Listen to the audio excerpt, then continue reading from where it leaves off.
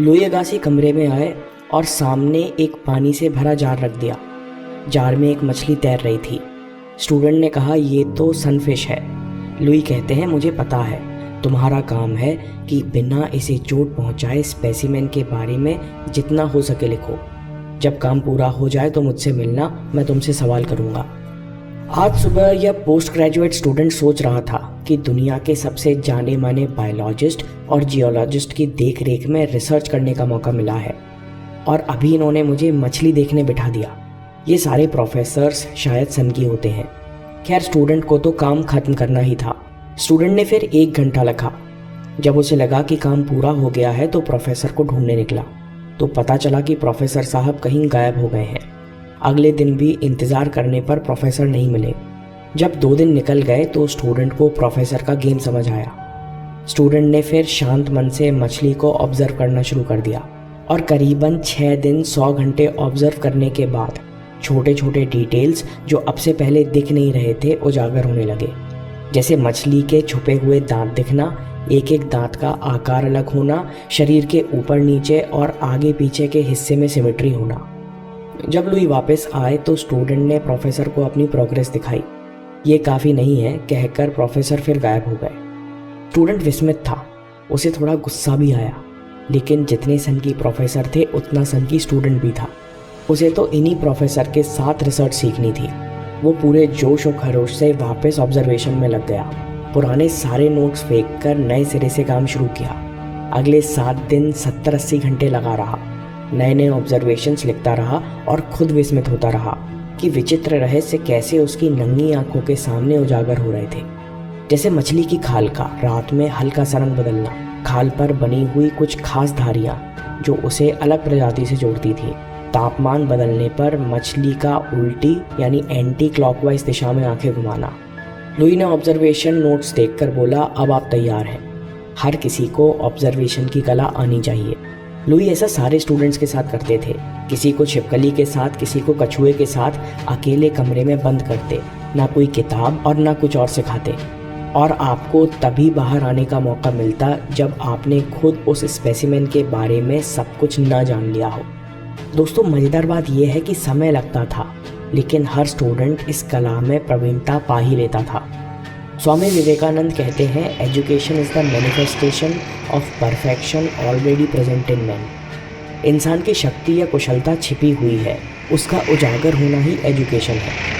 किसी professional degree या education का मकसद है कि आपका नज़रिया सूक्ष्म यानी परसेप्शन पैना और फोकस गहरा होता जाए। जैसे एक अच्छा सिविल इंजीनियर दूर से देखकर बता सके कि इस मंजिल की हाइट क्या है, बिल्डिंग की नींव कहीं टेढ़ी तो नहीं बनी है। क्योंकि अगर उसने 4 साल कुछ सीखा है तो वो डिज़ाइन और कंस्ट्रक्शन को ऑब्जर्व करना और साथ में उसने इंजीनियरिंग की वोकैबुलरी या भाषा सीखी है, जिससे वो उस सब्जेक्ट के बारे में गहराई से सोच और कम्युनिकेट कर पाए। ऑब्जर्वेशन की कला केवल प्रोफेशनल डिग्री से विकसित नहीं होती, बल्कि ये हर दिन सीखी जाती है और उससे ज़रूरी बात, ये कला हर दिन काम आती है। फॉर एग्जाम्पल, एक चैम्पियन वेट लिफ्टर कहते हैं, वेट लिफ्टिंग शुरू करने से पहले 5 साल परफॉर्मेंस बड़ी एवरेज थी। मैं सोचता था कि मेरे पास अच्छे वर्कआउट रूटीन्स की जानकारी नहीं है, इसलिए मैं ज़्यादा वजन नहीं उठा पा रहा हूँ। आसपास ऐसा बहुत लोग कर रहे थे, मैं भी कर रहा था। 5 साल किसी फॉर्मूले का इंतज़ार करता रहा। डेली जिम में नई एक्सरसाइजेस को लेकर लंबे डिस्कशन होते, लेकिन एक दिन अचानक समझ आया कि बाकी तो सब परफेक्ट रूटीन का इंतज़ार करते रहेंगे।